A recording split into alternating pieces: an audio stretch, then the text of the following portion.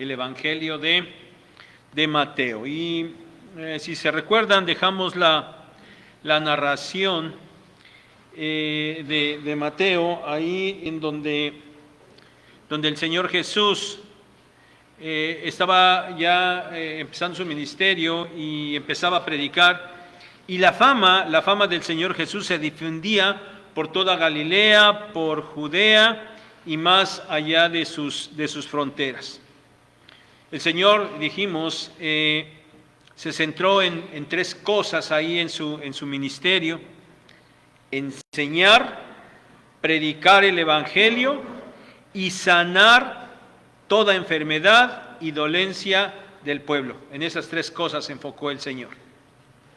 Pues bien, ahora llegamos al capítulo 5, sección que se extenderá hasta el capítulo 7. Capítulos 5, 6 y 7 son una sola sección. Y en esta sección, hermanos, nos vamos a encontrar las enseñanzas del Rey. Ahí vamos a encontrar esto. Capítulos 5, 6 y 7 de Mateo, las enseñanzas del Rey. Esta porción del Evangelio de Mateo es conocida como el Sermón del Monte. Saben, alrededor de esta enseñanza se han escrito y hablado y enseñado muchas cosas. Se discute inclusive acerca de su significado, acerca de su aplicación, acerca de su vigencia y cosas más.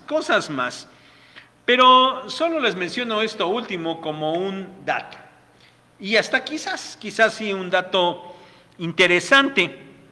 Y solamente se los menciono porque de ninguna manera es mi intención hablar ni un poquito de todas estas cosas. Solamente se las menciono para que si en un momento dado ustedes escuchan algo o leen por ahí algo, sepan que, bueno, sí hay mucho comentario alrededor del Sermón del Monte. Y como les decía, no voy a hablar nada absolutamente de eso, porque lo que yo quiero el día de hoy, hermano, es que lo que quiero que pensemos hoy es que el Rey se está presentando a su pueblo, y Mateo nos presenta en esta gran sección la enseñanza del Rey.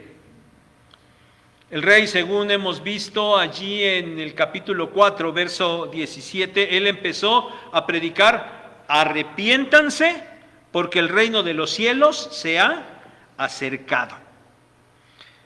Mensaje que había iniciado su precursor, Juan el Bautista, y que ahora el Señor mismo está confirmando, está continuando, y ahora el Señor, el Rey, va a abundar más en este mensaje. ¿Qué esperaba el pueblo judío con la llegada del reino de los cielos? ¿Qué es lo que estaba esperando? Por muchísimos años, el pueblo judío había estado sometido por diferentes naciones, por diferentes imperios.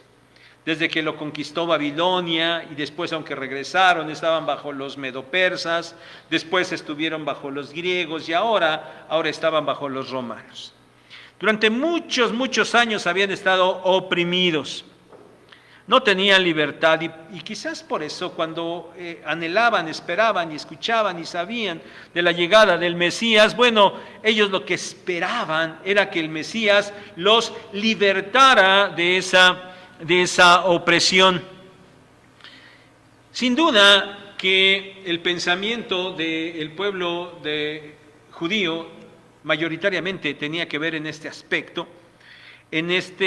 aspecto político y social en el que se encontraba. Aunado a esto, el pueblo judío estaba inmerso en una muy mala enseñanza espiritual y religiosa por parte de sus líderes. Sin duda que entonces la expectativa de la llegada del Mesías y el establecimiento del reino apuntaba a la solución de todas estas cosas, a que todas esas situaciones se solucionaran con la llegada del Mesías. Y ahora allí está ya el Mesías, allí está, anunciando la llegada del reino. Pero era necesario que el rey enseñara en qué consistía exactamente el establecimiento de ese reino. A mí me parece que este debe ser el sentido en el que debemos abordar el estudio de las enseñanzas del rey. Y dice allí Mateo 5, en el versículo 1, viendo la multitud, subió al monte y sentándose vinieron a él sus discípulos, viendo la multitud. Así dejamos al Señor en el capítulo 4. Ya la gente, su fama se había extendido y la gente venía hacia él, las multitudes ya empezaban a venir a él. Ahora, viendo esa multitud, notemos, hermanos, la compasión del Señor Jesús por las multitudes de su pueblo. Él siempre estuvo al pendiente de ellos, Él estuvo atendiéndolos siempre. Él les alimentó, Él les enseñó, Él les curó. Pero recordemos esto, el Señor atiende a las multitudes. Pero, hermanos, quiero que recuerden esto, que lo tengan ahí en su mente para muchos domingos más adelante, porque en la narración de Mateo vamos a llegar en un momento a encontrar que sin que el Señor abandone a las multitudes, sí las dejará un poco para centrarse en una enseñanza mayoritaria para con su grupo cercano, para sus apóstoles. Eso vamos a encontrar en Mateo. Bueno, esta enseñanza que el Señor está impartiendo, va a impartir, la entrega a la multitud. El rey está presentando una norma, enseñanza, conducta, la cual, bajo la realidad humana, era imposible de cumplir. Era necesaria la acción sobrenatural, poderosa de Dios para poder hacerlo. Porque lo que el Señor va a presentar no son acciones en sí mismas, sino se trata de actitudes que generen tales acciones. Y estas actitudes solo son posibles bajo una relación correcta con Dios. Viendo la multitud, subió al monte y sentándose. ¿Por qué nos dice Mateo esto? ¿Por qué nos hace notar esto? Bueno, porque los rabinos, los maestros, enseñaban de esa manera. Hoy, para nosotros es común que el expositor de la palabra esté aquí parado, ¿verdad? Y ustedes ahí están allá sentados. Bueno, en aquel tiempo no era así. El maestro, el rabino, tomaba asiento y sus discípulos, sus oyentes, se paraban alrededor de él para aprender. Así era en aquel tiempo, porque esa era la manera tradicional. Eso ¿saben qué? Implicaba autoridad. Si el rabino, el maestro, si hubiera parado o estuviera caminando y paseándose por entre ellos, bueno, ya no hablaría tanto de una situación muy formal y de mucha importancia y de mucha autoridad. Pero el Señor, claro que tenía toda la autoridad.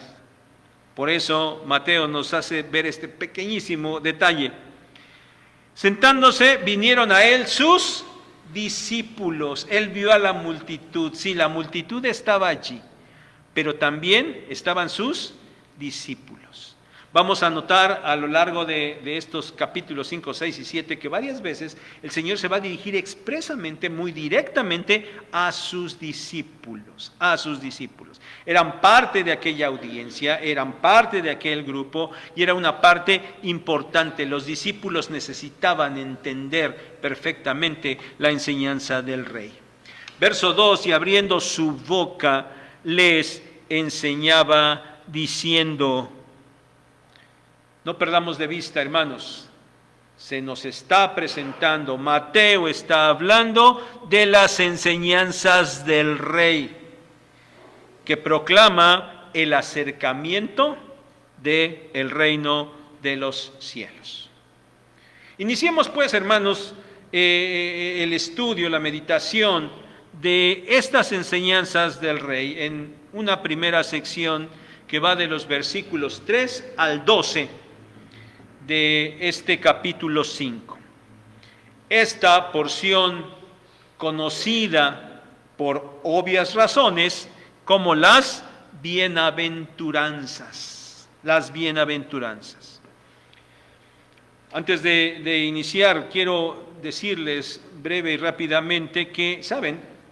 Cada una de estas bienaventuranzas darían para hacer una predicación de cada una de ellas. Pero no lo vamos a hacer así. Y saben, por eso, porque cada una de ellas nos da para una predicación sola, hablar de todas en una sola predicación representa una gran dificultad. No es fácil hacerlo. Sin embargo, hermanos, hoy lo debemos hacer. Así es que vamos a explicar muy brevemente cada una de ellas. Lo que deseo es que entendamos el concepto general y podamos aplicarlo para nosotros, para nuestras vidas en el día de hoy. Empecemos entonces con esta porción de las bienaventuranzas. Y si notaron, y claro que lo notaron, la palabra que va a aparecer más veces, de hecho aparece 9 veces en estos 10 versículos, 9 veces, y que marca definitivamente el sentido de esta porción, es la palabra bienaventurados. Esa es la palabra que marca el texto, bienaventurados. Y esta palabra, hermanos, bienaventurados, significa felices, afortunados o dichosos. Pero aquí, hermanos, aquí en el texto, ser bienaventurados no es simplemente un sentimiento superficial de bienestar. Podemos decir, a ver, ¿cuándo nos ponemos felices? Cuando algo pasa, si algo pasa por allá afuera y algo a nuestro alrededor sucede, y entonces eso que es bueno y agradable, bueno, nos hace sentir bien, nos hace sentir felices, nos hace sentir dichosos. Bueno, el sentido aquí de bienaventurados va mucho más allá, no es ese simple sentimiento superficial de bienestar, que está basado normalmente en las circunstancias externas. Aquí, bienaventurado, dichoso, feliz, afortunado, se refiere a una profunda experiencia de contentamiento. Y podemos decir que una experiencia sobrenatural, porque viene de Dios. Este tipo de contentamiento solo se puede obtener por estar bien con Dios. Ese es el tipo de regocijo que el Señor Jesús está hablando. No puede obtenerse sino solo por aquellos que llegan a tener una relación personal con Él. Pero aún hay más. Por esa relación correcta con el Señor, se llegan a obtener enormes bendiciones, tanto en la tierra, pero trasciende y va mucho más allá. se llegan a obtener bendiciones celestiales y eternas, bendiciones que Dios promete. Con lo dicho hasta aquí, hermanos, entonces podemos resumir, para que nos quede muy claro en la mente, que ser bienaventurado es ser felices, dichosos y enormemente bendecidos. Eso es ser bienaventurado. Felices, dichosos y enormemente bendecidos. Bueno, ahora, hermanos, vayamos, una vez que hemos entendido lo que significa bienaventurado, vayamos a las actitudes que llevan a ser así, a ser dichosos y enormemente bendecidos. La primera de ellas, dichosos y enormemente bendecidos los pobres en espíritu. Miren, hay varias palabras que se traducen como pobres, varias palabras griegas que ahí en la Biblia se traducen como pobres, pero la que el Señor aquí utiliza es la más fuerte, la de una pobreza extrema. Pobreza extrema es la que se utiliza para referirse a un mendigo. ¿Se acuerdan de Lázaro y el mendigo? Aquel mendigo que le lamían las llagas los perros y que vivía solo de las migajas que caían de la mesa de Lázaro el rico. Bueno, esa palabra de ese mendigo, bueno, es esa palabra de pobreza extrema. Aquel que forzosamente necesita pedir para vivir, porque no tiene absolutamente nada. No puede vivir de su trabajo porque no tiene nada, ni trabajo. Tiene que vivir de lo que recibe de otros y por eso, entendiendo esa necesidad, va y pide. Por eso pide. No tiene nada. Ese es el tipo de pobreza extrema a la que aquí el Señor se está refiriendo. Pero obviamente el Señor no está hablando en cuestiones materiales, ¿verdad? En cuestiones físicas. Él está hablando de ser pobre en espíritu. Y esto se refiere a quienes toman conciencia de su enorme necesidad espiritual, que reconocen que en el plano espiritual en realidad no poseen nada, no tienen nada, y por eso necesitan recurrir a Dios para depender de lo que el Señor les dé, aunque claro está, ¿verdad?, que lo que el Señor da en realidad no es poca cosa. Ese es el tipo de pobreza espiritual a la que el Señor se refiere. ¿Y quienes tengan esta actitud, dice ahí el Señor, recibirán el reino de los cielos? Ahí está el pueblo judío. Ellos anhelan recibir el reino. Y ese era un deseo correcto, sin duda, pero no había otra manera de obtener el reino sino en la manera espiritual, no había otra. Reconociendo su extrema pobreza espiritual, reconociendo su enorme necesidad en este sentido, para que reconociendo esa condición, ellos pudieran ir en busca de Dios, para pedirle, para depender totalmente de su Dios. Segunda cosa, dichosos y enormemente bendecidos los que lloran. También hay varios vocablos en el idioma griego que se usan para expresar dolor, pesar o lamento. Hay también varias palabras.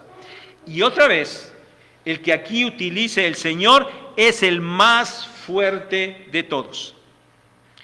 significa, de acuerdo al diccionario, llorar con un dolor que se posesiona del ser de tal manera que no se puede esconder. Es tan fuerte el dolor que se posesiona totalmente y no se puede esconder. Esta palabra, este vocablo, este sentido, se usaba respecto del lamento de las personas por la muerte de un ser querido, de un familiar. Ese tipo de lamento, y creo que ustedes y todos podemos entender eso, ¿verdad? Entender eso, la pérdida de alguien y ese dolor que se siente, bueno, ese es el tipo de dolor del que está hablando aquí el Señor. Dice los que lloran. Y los que lloran se refiere a los que lo hacen de esta manera tan fuerte.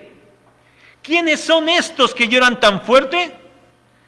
Los que sienten profunda tristeza porque han tomado conciencia de la condición espiritual en la que se encuentran. Se encuentran tan mal espiritualmente y les provoca tanto dolor que por eso lloran. Los pobres de espíritu son los que aquí lloran.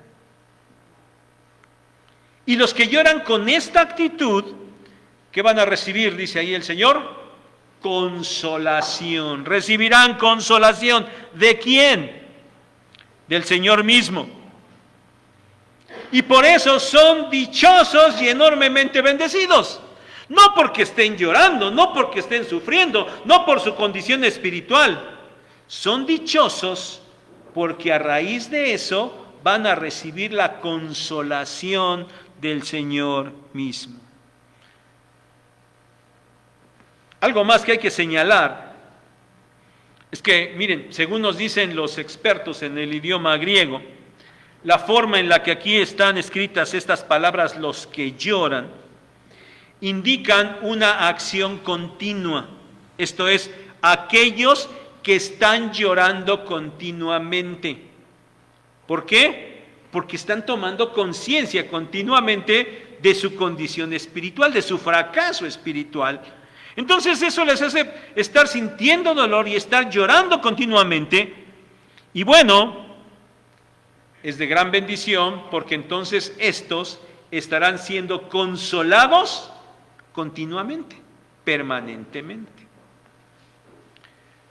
Tercera, dichosos y enormemente bendecidos los mansos. Bueno, el mundo define la mansedumbre como debilidad, falta de carácter o servilismo. Desde los tiempos de los griegos, la mansedumbre no era bien vista. En los tiempos del Señor Jesús con los romanos tampoco. Y en nuestros tiempos sigue igual, tampoco.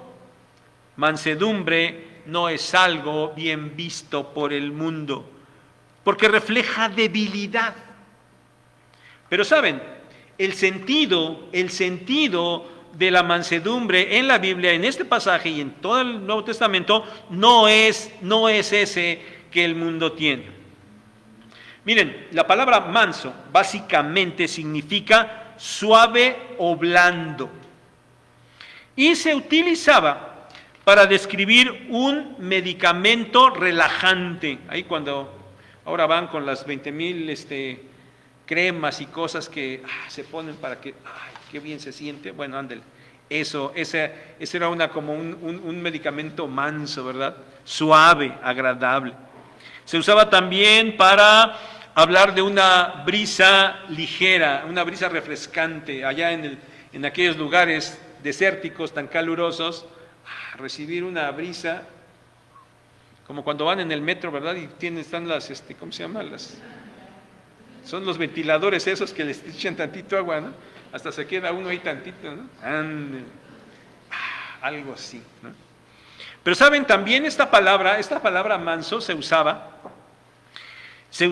para cuando los animales salvajes, por ejemplo los caballos, ya saben que los caballos en su estado salvaje son muy difíciles, ¿verdad? Bueno, a estos caballos salvajes que eran domesticados, eran amansados, eran domesticados para que entonces ya pudieran realizar un trabajo útil para los seres humanos. Animales salvajes que son puestos bajo dominio, ¿sí? Entonces, hermanos, con esa idea, mansedumbre no sería debilidad, sino sería poder puesto bajo control. El poder no se pierde, la fuerza no se pierde, pero está siendo puesto bajo control. Mansedumbre no es cobardía, ni debilidad emocional, ni falta de convicción, ni nada de eso. Mansedumbre aquí es valor y fortaleza, pero valor y fortaleza que vienen de Dios. Es una obra, la mansedumbre es algo que se efectúa en el ser interno de la persona y que se ejerce primero hacia Dios y ante todo hacia Dios. Miren, dice el diccionario que es la disposición de espíritu con la que se acepta como buena la manera en la que Dios trata con nosotros, sin discutir ni estar oponiendo resistencia. Por eso es una actitud que primero debe ser hacia Dios. Ser manso es ser controlado por Dios. Ser controlado por Dios. Y bueno, ¿por qué ser dichoso, bienaventurado con la mansedumbre? ¿Por qué? Porque los mansos recibirán la tierra por heredad. Cuarta cosa, dichosos y enormemente bendecidos los que tienen hambre y sed de justicia. Bueno, sabemos perfectamente lo que es el hambre y la sed, ¿verdad? Y aunque en un momento dado todos hemos sentido hambre y sed, nadie la ha sentido en una cuestión extrema, ¿verdad? Pero el hambre y la sed representan necesidades básicas y necesidades vitales en la vida de los hombres. Necesidades que no se puede dejar de suplir. ¿Por qué? Porque si un ser humano no come y no bebe, ¿qué le pasa? Se muere, simplemente se muere. Necesidades fuertes, necesidades vitales. Esa es la idea. Por eso se habla de hambre y sed. Una necesidad vital. Ahora, con esa idea, con ese sentido, ¿de qué se debe tener hambre y sed? Dice el Señor, de justicia, justicia. Y saben, justicia son todas las cosas que son correctas delante de Dios. Eso es justicia, eso es lo justo. Todo lo que es correcto delante de Dios. Los seres humanos somos muy dados a hacer nuestros propios estándares. ¿Ven? No, pero eso está bien, no, eso no está tan mal, esto está, no, sí, eso sí está mal, y ahí empezamos. Bueno, justicia no es lo que el hombre considere que es correcto. Justicia es lo que Dios dice que es correcto. Eso es justicia. Entonces, de lo que se trata es de tener una anhelante necesidad por las cosas correctas delante de Dios. De eso se trata. Y quienes tengan esta actitud de hambre y sed por las cosas justas, ¿qué van a recibir? Serán saciados. Serán saciados. Quinta cosa, dichosos y enormemente bendecidos los misericordiosos. Misericordia es la acción que se genera debida al sentimiento que se experimenta frente al infortunio que aflige a una persona. Compasión es el sentimiento. Misericordia es la acción a favor de aquel por quien se siente compasión. Bueno, lo más reciente en nuestro país, el mes pasado, ya no sé si ya pasó más de un mes, no lo sé, ¿cómo se llama? El huracán acá en Acapulco, ¿no? Como siempre que el huracán ya pegó aquí, ya pegó allá, bueno, ya no. Pero ese día se me ocurre y empiezo a ver las noticias, ¡y! Me quedé impactado. Dije, ay, pobres paisanos acapulqueños, sí les fue bastante mal, ¿verdad? Y nosotros pudimos ver eso y hicimos, sentimos compasión, ¿verdad? Sentimos compasión por su aflicción, por su pena. ¿Pero alguien fue a ayudarlos? Bueno, no mostraron misericordia. ¿Sí está claro? ¿No es lo que da misericordia? Compasión es el sentimiento por el pesar de los demás, por la aflicción de los demás. Pero misericordia ya es la acción que se genera para ayudar a los demás. Podría decirse que misericordia es un favor o una acción hecha a favor de alguien que está en la miseria o en una necesidad. Ahora, quienes tengan esta actitud de misericordia, ¿qué van a recibir?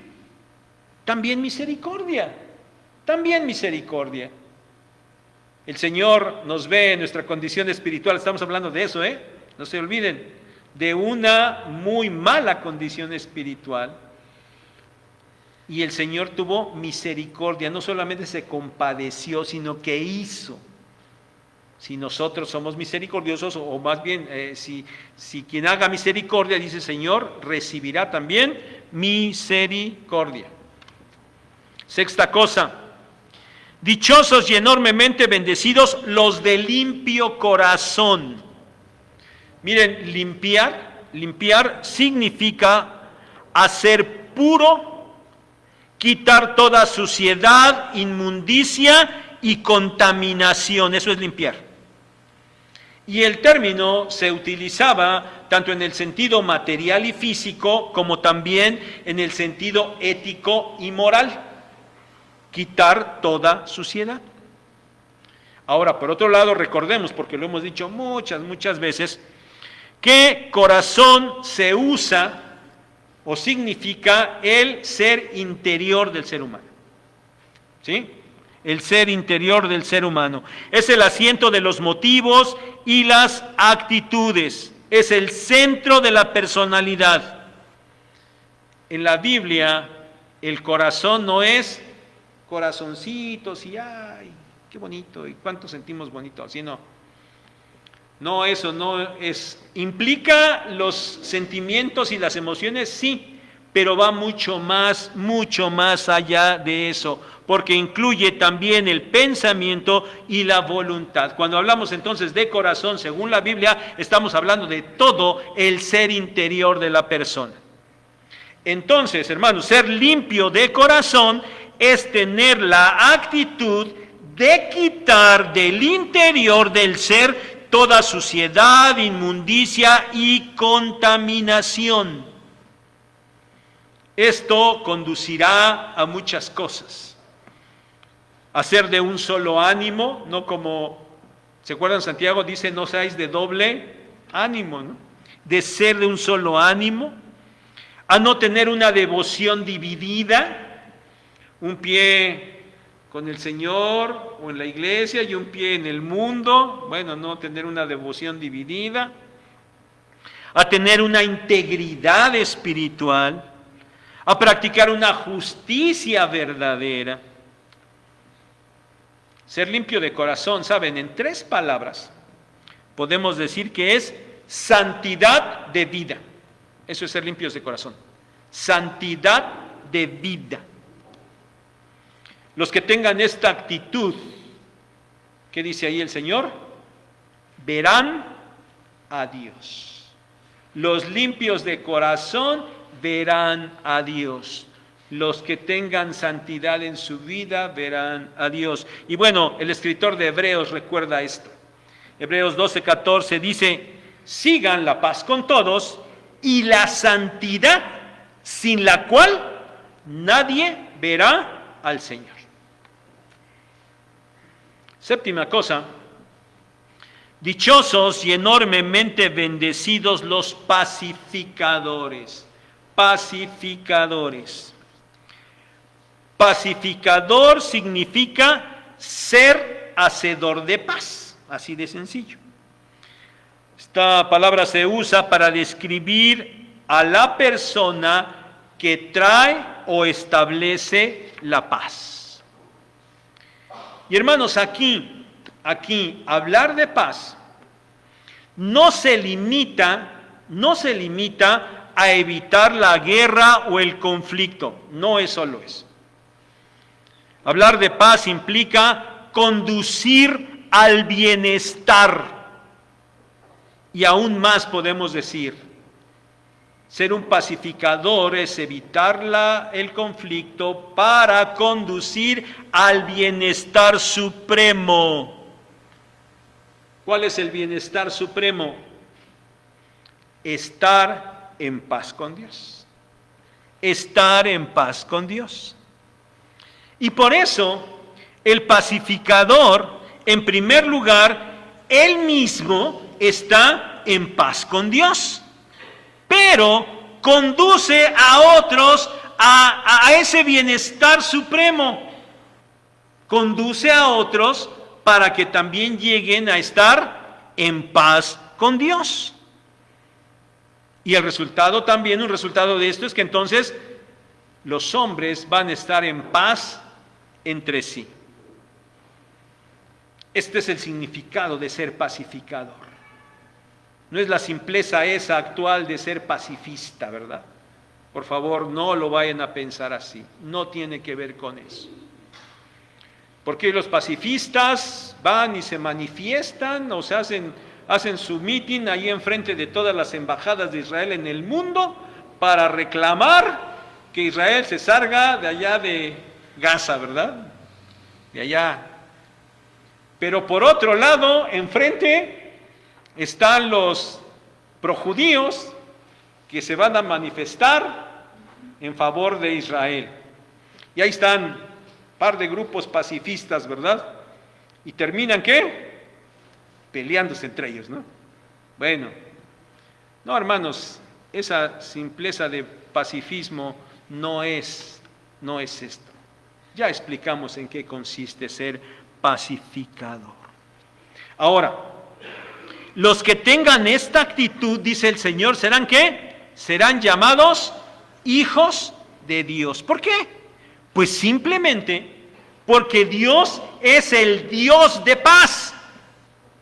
Porque la paz verdadera emana de Dios. Y cuando alguien está haciendo esto, simplemente está imitando a Dios.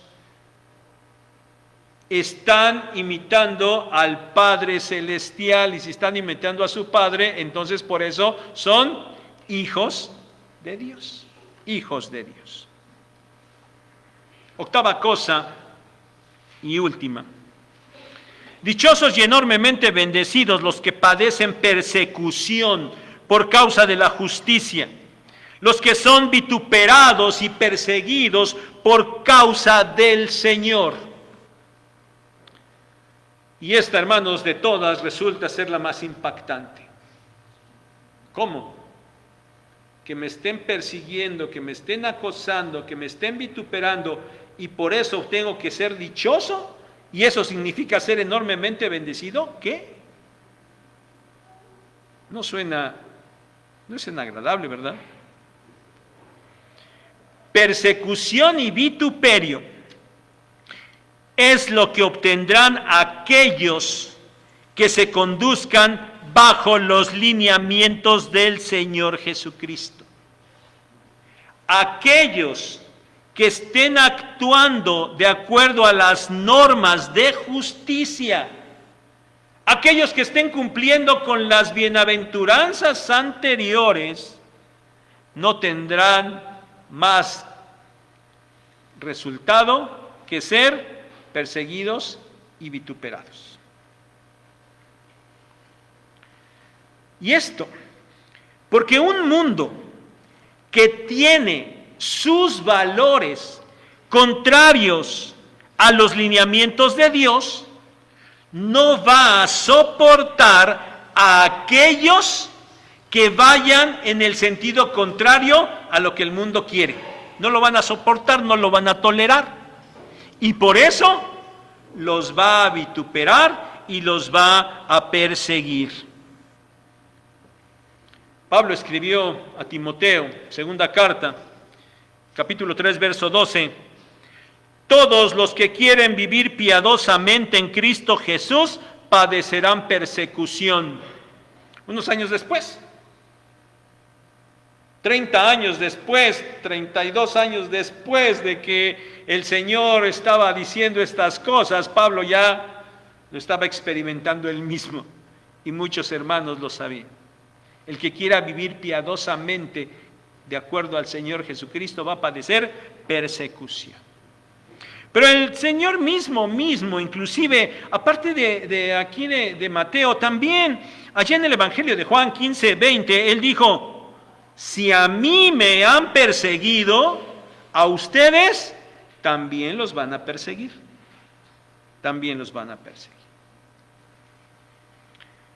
Ahora, los perseguidos y vituperados por causa del Señor, vean ahí, ya les dijo, ya dijo el Señor, verso 10, bienaventurados que padecen persecución. Verso 11, bienaventurados sois cuando por mi causa os vituperen y os persigan. Y ahora en el verso 12, bueno, reafirma esto el Señor. Reafirma que deben gozarse y alegrarse. Gozaos y alegraos.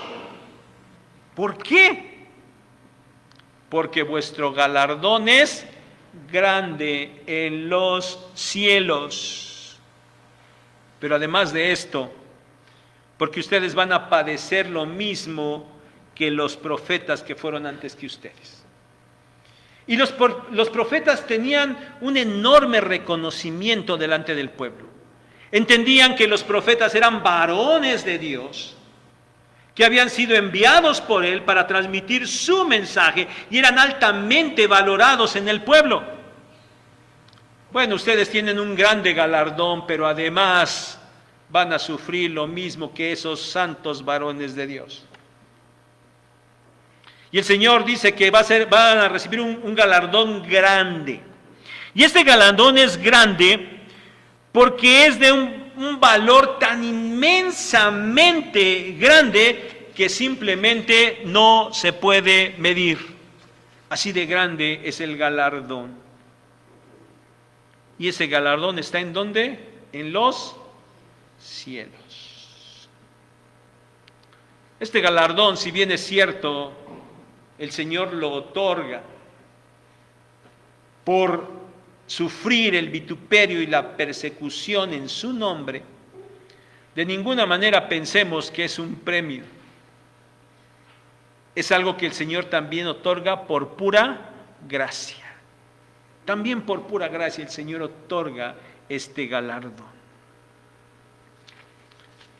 Y estos hermanos, hasta aquí sería la explicación muy rápida de las bienaventuranzas que encontramos aquí. Y lo quise hacer así de breve y así de rápido porque yo me quiero centrar en lo que debemos entender y en lo que debemos aplicar para nuestras vidas respecto de esta enseñanza.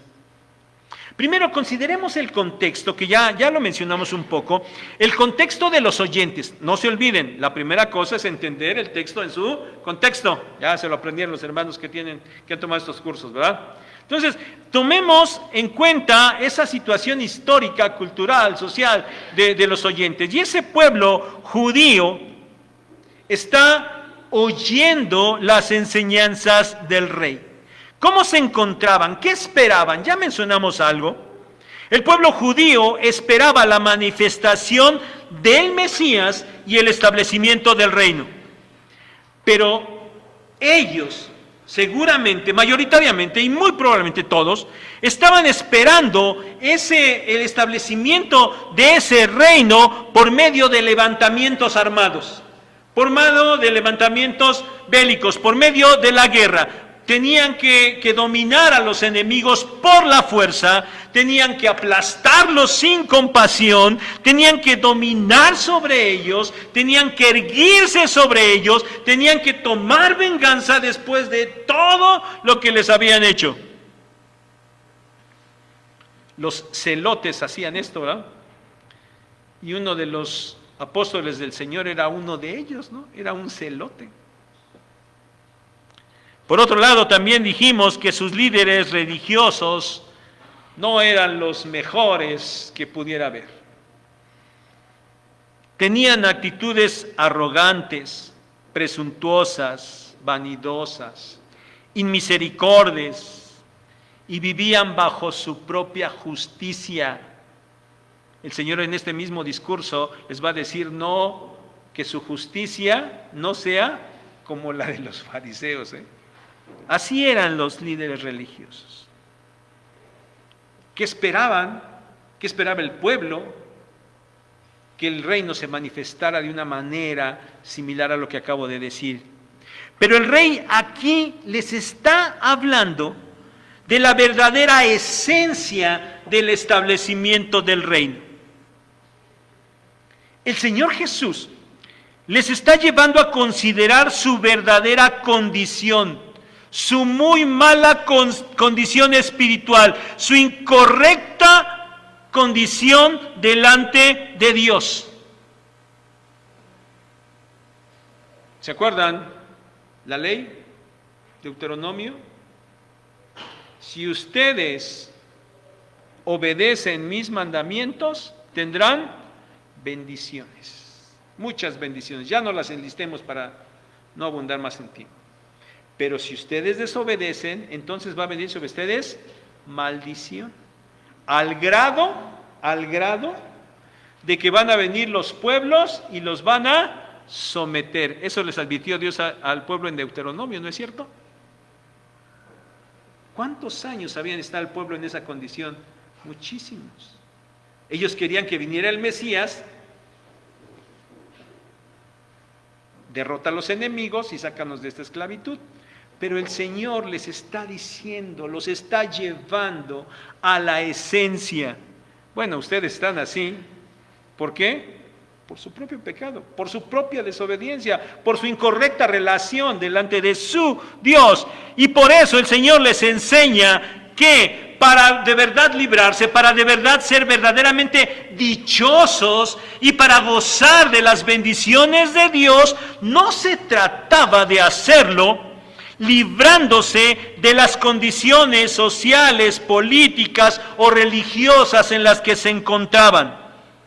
Se trataba de tener actitudes correctas delante de Dios, de reconocer su paupérrima condición espiritual, para entonces sí poder gozar de las bendiciones de Dios. No se trataba de librarse de las condiciones externas, sino de transformar lo interno con actitudes correctas que los llevaran a demostrar una total dependencia de Dios. Porque el pueblo estaba alejado de su Dios. Y ahí está el rey presentándoles, enseñándoles actitudes correctas para que pudieran reconciliarse con su Dios y pudieran ser verdaderamente dichosos y gozar de enormes bendiciones. Y para esto, digamos, a manera de resumen de estas bienaventuranzas, tenían que reconocer su pobreza espiritual delante de Dios. Tenían que sentir una profunda tristeza por esa condición espiritual. Tenían que someterse sin chistar a los actos soberanos de Dios. Tenían que desear vehementemente que los lineamientos de Dios rigieran. Tenían que sentir compasión por los demás e ir más allá haciendo algo para aliviar su necesidad. Tenían que vivir una vida de santidad. Tenían que vivir en paz con Dios y llevar a otros a vivir igualmente en paz con Dios. Y cuando actuaran de esta manera, el resultado natural es que iban a padecer persecución, pero aún en eso deberían alegrarse.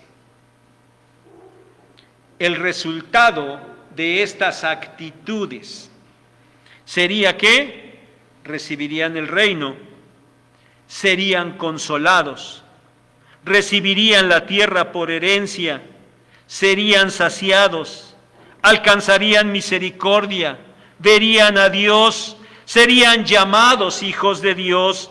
Se les reitera que recibirían el reino y tendrían un gran galardón en los cielos.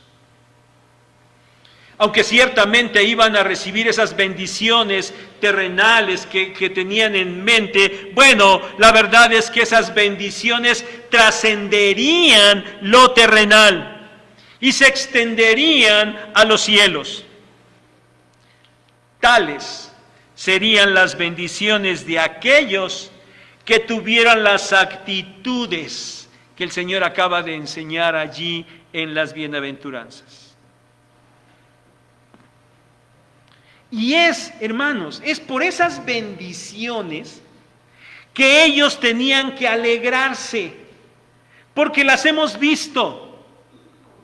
No suenan como razonables, no suenan como agradables, pero el asunto era que tenían que alegrarse por esas enormes bendiciones que iban a recibir. Y las iban a recibir cuando practicaran estas actitudes. Y deberían de considerarlo porque había una gran realidad. Esas actitudes estaban en total contradicción con el pensamiento y el deseo del mundo. Pero así son los lineamientos del Señor. Siempre contrarios al mundo, siempre. Y es por eso que no pueden ser practicados con el mero esfuerzo humano. No es posible. Por eso es necesaria la acción divina, poderosa, sobrenatural. Por eso está aquí el Rey llevando a su pueblo y a sus discípulos a que entiendan esta realidad. Es cierto, les está ofreciendo el reino, y el reino implica mucho, muchísimo, pero también exige mucho. Pero no hay otra opción si se quiere obtener el reino. Si se quiere ser parte del reino, no hay otra opción. Y por eso aquel pueblo necesitaba reconocer a su rey, aprender de su rey y obedecer a su rey. Porque solo de esta manera ellos entrarían en una relación correcta con su Dios. Y entonces, solo así tendrían el poder para actuar correctamente, para actuar con aquellas actitudes, solamente así. Hermanos, las enseñanzas del Rey vinieron a poner de cabeza los estándares del pueblo. Pero hermanos, esto sigue siendo vigente el día de hoy. Las personas en el mundo se sienten mal, muy mal, por muchas cosas que suceden en sus vidas. Y ustedes lo saben porque muchas veces vienen y les platican. Y hasta les dicen, ora por mí, ¿verdad? Y ante esas situaciones, las personas quieren sentirse bien, claro que sí, es natural. Quieren sentirse bien, quieren ser felices, quieren ser dichosos y quieren ser muy bendecidos. Pero el problema es que quieren hacerlo bajo los lineamientos del mundo. Y van y buscan en los lugares, en los pensamientos, en las situaciones equivocadas. No entienden que la condición en la que se encuentran es debida al pecado, a su propio pecado y al pecado del mundo en el que ellos se encuentran. Y por eso, la única solución es salir de la esclavitud del pecado. Y eso, nosotros lo sabemos, solo es posible entregándonos al Señor Jesucristo, para entrar en una relación correcta con Dios, para estar en paz con Dios.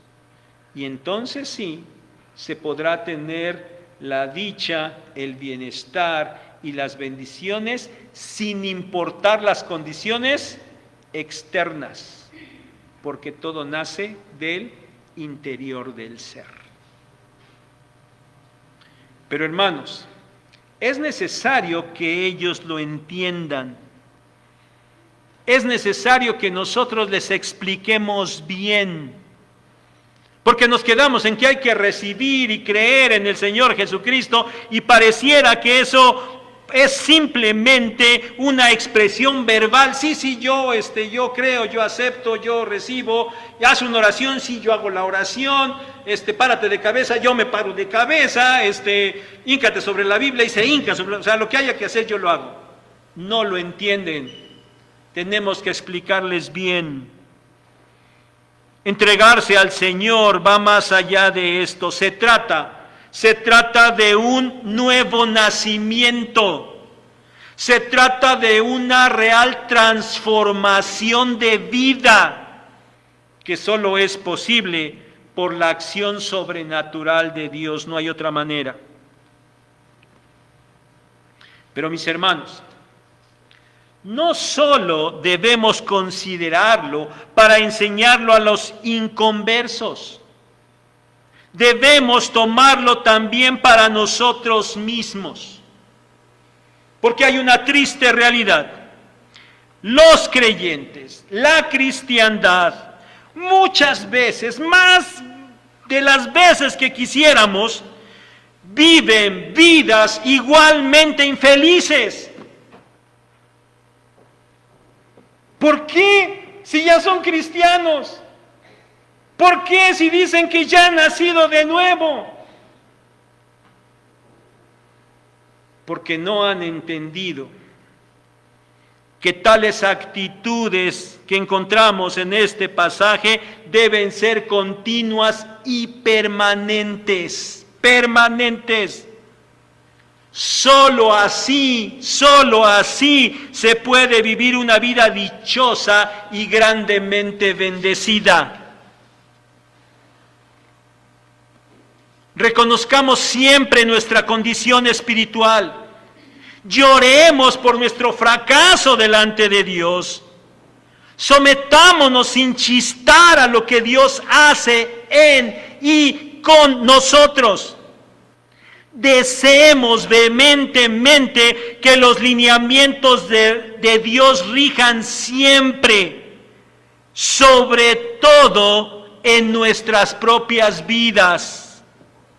Seamos misericordiosos, crezcamos en santidad permanentemente, vivamos en la paz de nuestro Dios y conduzcamos a otros a entrar en esa paz con Dios. Entonces sí, bienaventurados, dichosos y enormemente bendecidos. Pero estemos listos, porque cuando hagamos eso, invariablemente el vituperio y la persecución vendrán sobre nosotros.